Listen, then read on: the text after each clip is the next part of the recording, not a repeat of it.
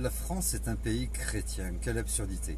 La France est avant tout, pour ceux qui ne connaissent pas les vraies valeurs de la France, et les vraies valeurs de la France, ce n'est pas être chrétien, les vraies valeurs de la France, c'est les droits de l'homme, dans lequel l'article 10 précise que nul ne peut être inquiété pour ses opinions, même religieuses, dès lors que ça ne trouble pas l'ordre public.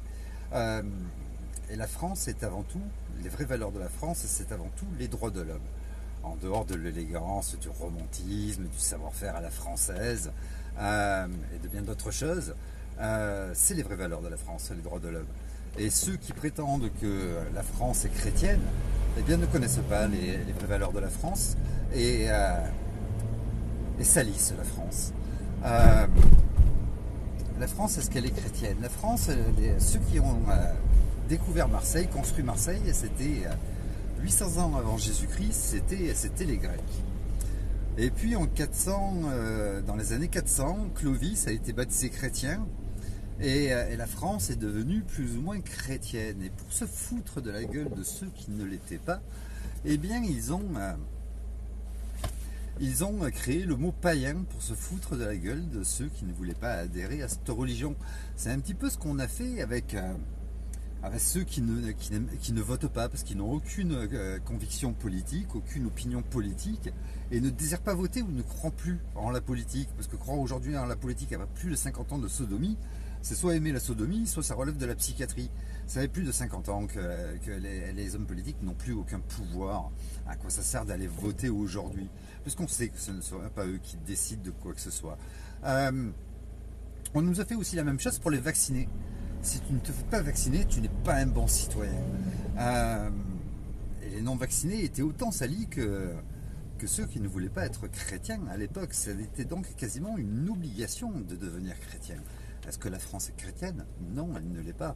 Et quand bien même elle le serait, ce qui est une absurdité, qu'est-ce qu'on fait des athées comme moi?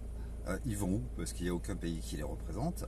Et qu'est-ce qu'on fait des Bretons de souche bretonne et de famille bretonne depuis toujours et qui ont décidé d'embrasser l'islam?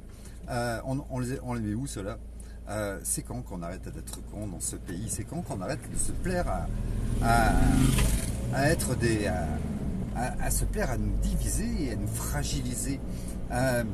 Louis XIII disait: la France unie est invincible. De son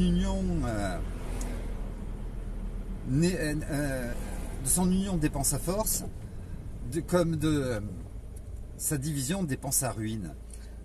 C'est quand qu'on essaie de comprendre ce qu'il avait dit Louis XIII, qui était cette citation, on devrait tous s'en servir et la répéter tous les jours, cela répéter pour devenir meilleur et pour comprendre que au plus on se divise, au plus on se fragilise et au plus on va à l'échec. Il serait temps qu'on se remette en question sur les 50 ans qui nous ont amenés à ce que nous vivons aujourd'hui, à moins d'avoir une volonté vraiment de participer, d'être collabo de la destruction de l'avenir de nos enfants. Je pense qu'il serait temps qu'on se remette sérieusement en question. Je vous souhaite une très très belle fin de nuit et puis prenez soin de vous. Salut.